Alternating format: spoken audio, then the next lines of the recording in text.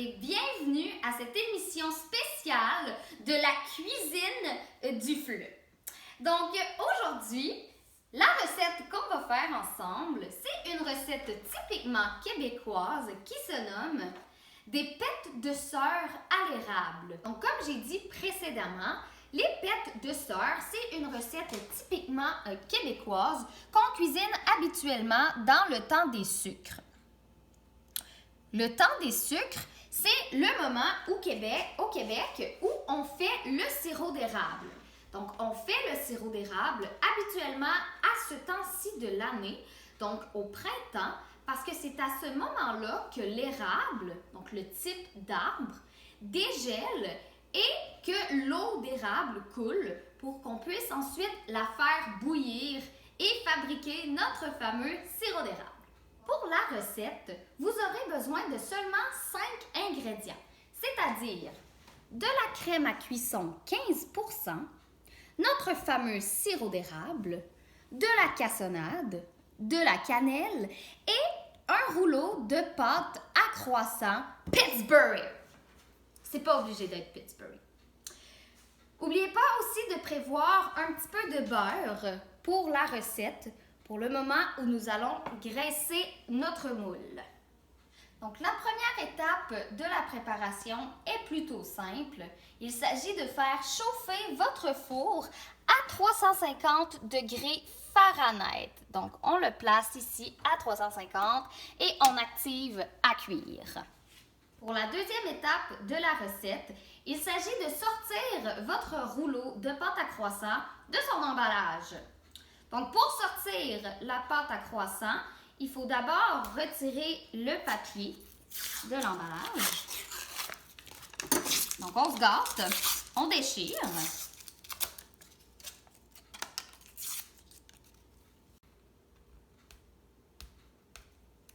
Là, il est mal déchiré. Donc, il faut essayer d'enlever le papier restant.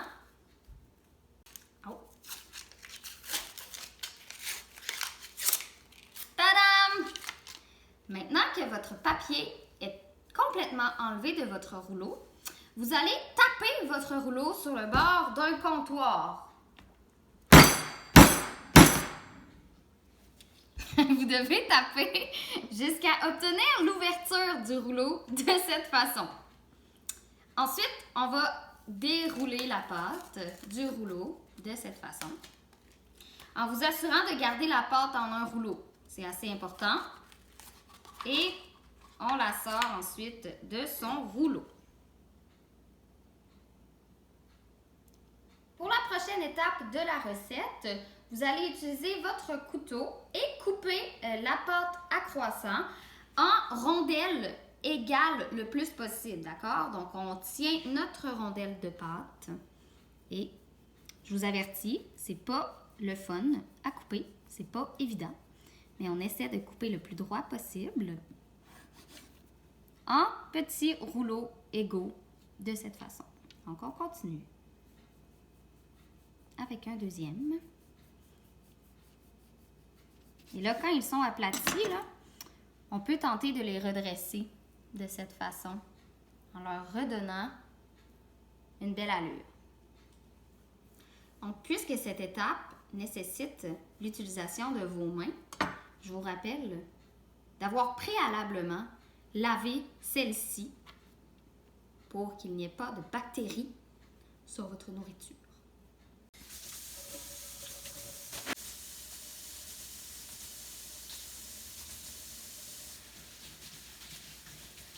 Donc, une fois que vous avez terminé de couper votre pâte à croissant, vous allez, avec votre moule, le graisser.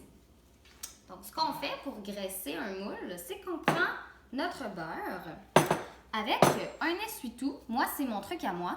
Je prends un essuie-tout plié comme ça et j'applique du beurre sur mon essuie-tout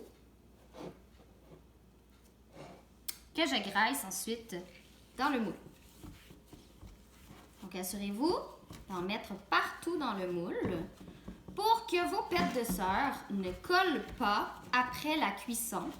Donc, pour que ce soit facile à retirer par la suite. Donc, une fois que vous avez terminé de graisser votre moule, vous allez prendre vos rondelles de pâte à croissant et venir les déposer dans le moule. Donc, assurez-vous de les espacer un petit peu, donc de laisser de l'espace entre vos rondelles, puisque celles-ci vont grossir à la cuisson. Donc, elles vont prendre de l'expansion à la cuisson. On peut les coller quand même un petit peu plus.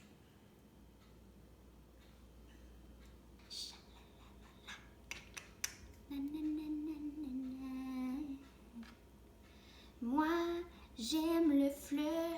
Le fleu me fait faire des belles activités. Des bêtes de sœurs, des bêtes de sœurs. Donc, pour le restant de la recette, on va laisser nos petites rondelles de pâte de côté et on va se prendre une casserole pour appliquer la sauce sur nos rondelles. Donc, vous aurez besoin de votre Donc, vous aurez besoin de votre casserole pour la prochaine étape, pour y mélanger les 4 ingrédients restants. Donc, les 4 ingrédients restants sont la crème. Donc, vous devez avoir une tasse de crème 15%. Donc, on verse une tasse de crème. Donc, après la crème, on va venir mettre notre sirop d'érable. Donc, pour le sirop d'érable, on a besoin de 3/4 de tasse de sirop d'érable. Donc, je vous rappelle qu'au Québec, les mesures pour les recettes, ça se fait en tasses.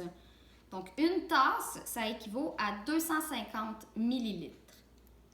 Donc, ici, on ajoute notre 3/4 de tasse de sirop d'érable.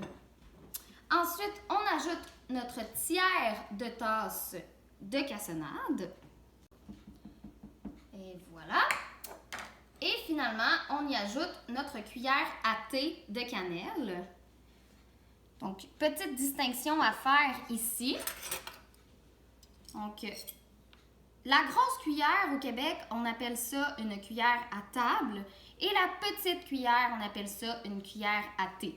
Donc, pour la recette d'aujourd'hui, vous avez besoin d'une cuillère à thé de cannelle, pas la grosse. Donc, une fois que vous avez intégré tous vos ingrédients dans la casserole, vous allez prendre votre instrument de cuisine qu'on appelle ici un fouet. Donc, avec votre fouet, vous allez fouetter le tout. Donc, on s'assure de bien mélanger. Donc, l'étape de fouettage, c'est vraiment pour mélanger les ingrédients tous ensemble et que ça devienne un beau mélange homogène. Donc, une fois que vos ingrédients sont tous fouettés ensemble, vous allez apporter votre casserole sur votre rond de four et vous allez porter le mélange à ébullition. Donc, quand on dit porter à ébullition, ça veut dire que vous allez chauffer le tout jusqu'à temps qu'il y ait des bulles qui apparaissent. Donc, ça, c'est porter à ébullition. Donc, vous mettez votre feu assez élevé et vous fouettez un peu en attendant que le mélange porte à ébullition. Donc, quand vous voyez là, des bulles apparaître de cette façon-là, ça veut dire que ça bout. Donc, la prochaine étape, ça va être de venir baisser notre feu. Donc, on va laisser mijoter notre sauce à feu doux pendant 5 minutes. Et c'est très important de continuer de fouetter le mélange et de ne pas se brûler pendant que ça explose partout. Donc, une fois que le 5 minutes à feu doux est terminé, on va aller verser notre sauce sur nos rondelles de pâte à croissant. Donc, on amène notre sauce qui a quand même une belle épaisseur et on la fait couler partout sur nos pêtes de sœur. On s'assure que nos pêtes de sœur en aient tous sur le dessus. De cette façon, ils vont tous goûter très bon.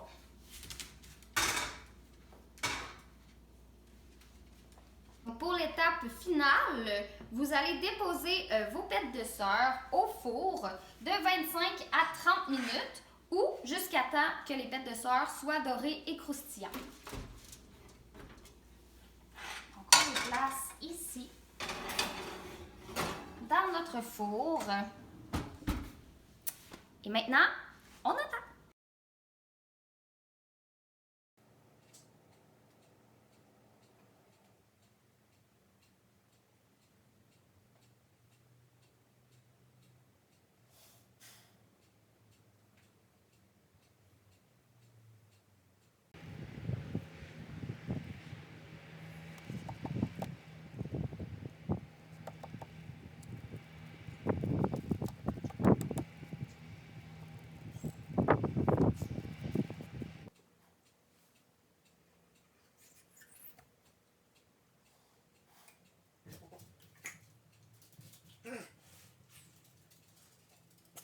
Il ne reste plus qu'une minute.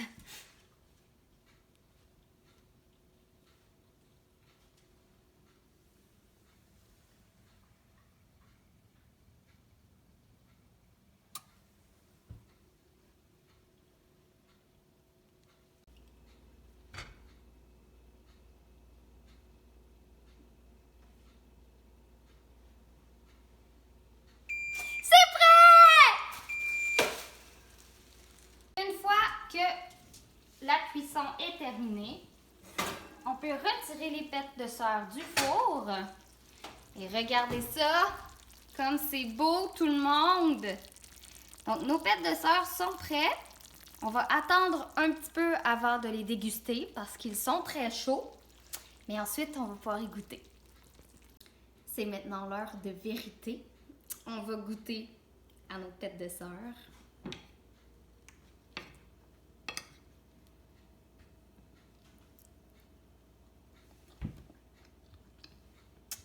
Excellent.